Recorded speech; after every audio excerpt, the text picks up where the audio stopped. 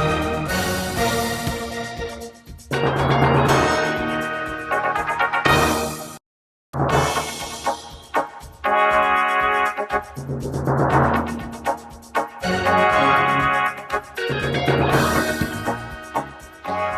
here with Anne-Marie Walters, leader of For Britain, a new political party.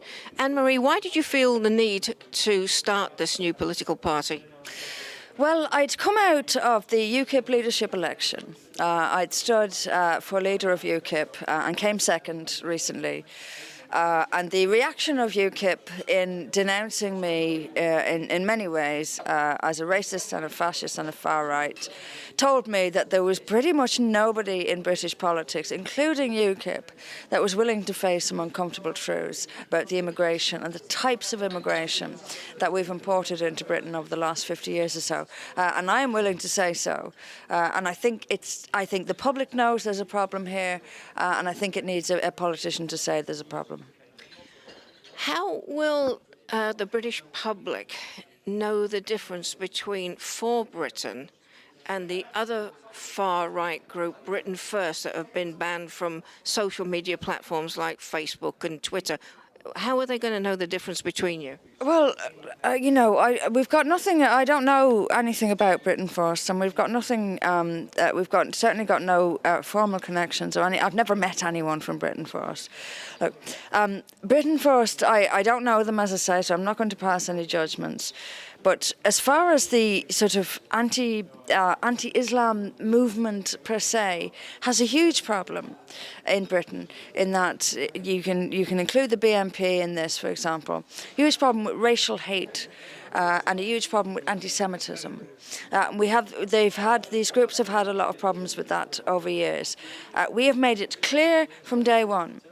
This has nothing to do with skin colour. It has nothing to do with anti-Semitism. We are not against Jews. We are not against immigrants. We are not against anything of the kind. In fact, we have immigrant groups in the party.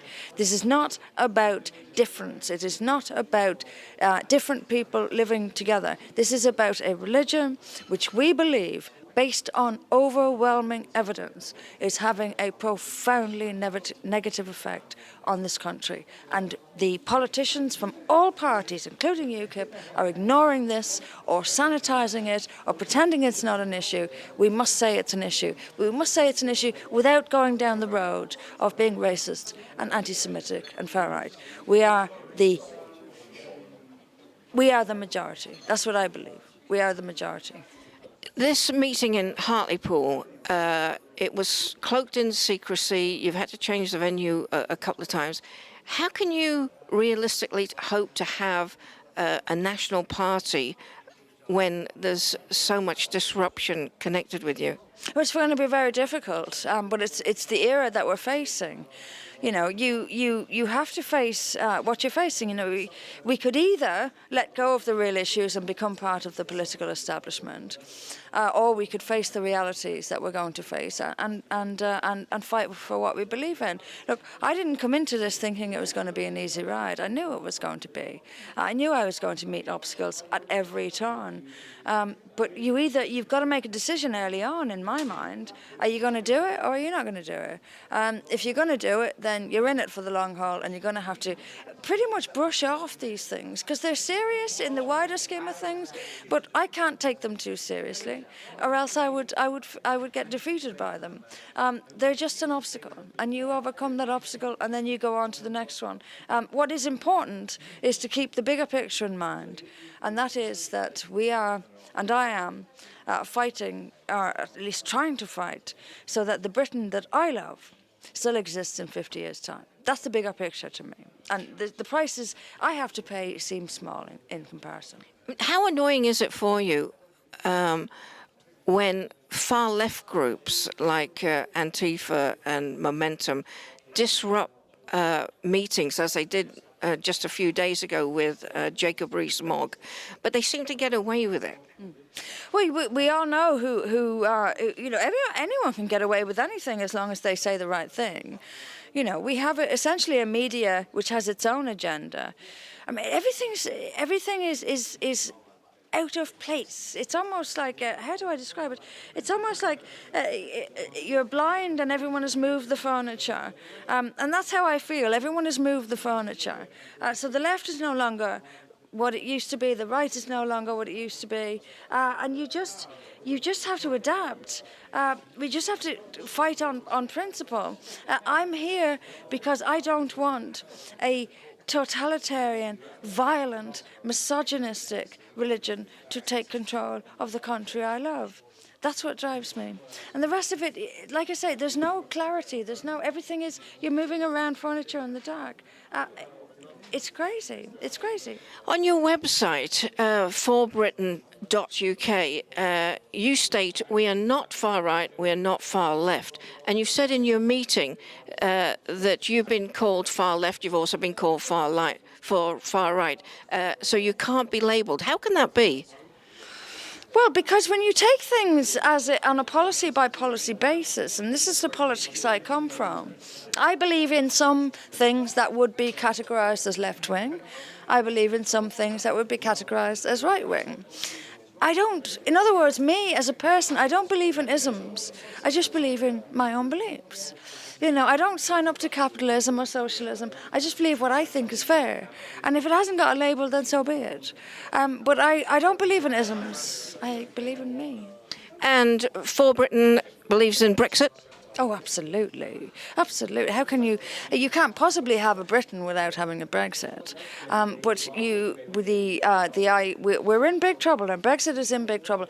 And I see it, that we're heading down several years of legal wrangling now with the European Court of Justice. And, we're heading down, potentially, we're heading down years of legal wrangling, years of political wrangling.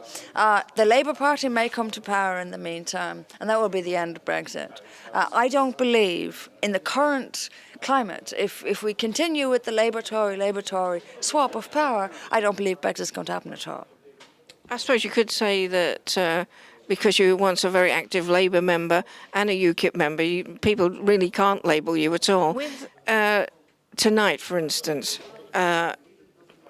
you had 2 venues cancel. The last one, barely an hour and a half's notice. So you had a very late start, all this disruption. But you must be heartened by the number of people that turned out for you tonight. And what heartens me most of all is seeing people nodding in agreement with me, because it's a very lonely place to be.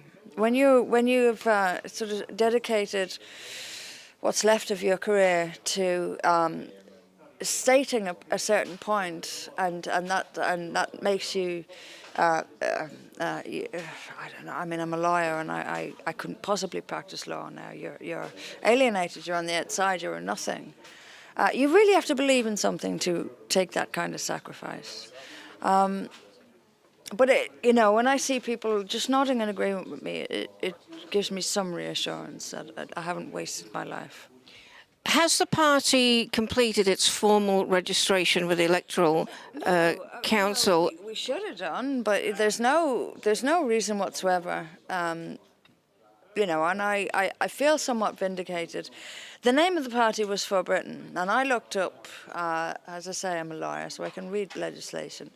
I looked up the rules and regulations of party registration, and I looked up name registration.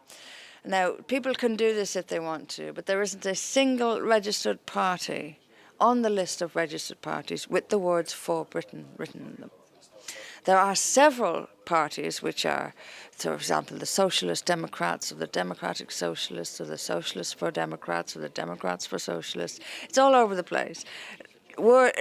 Titles nigh on identical to each other.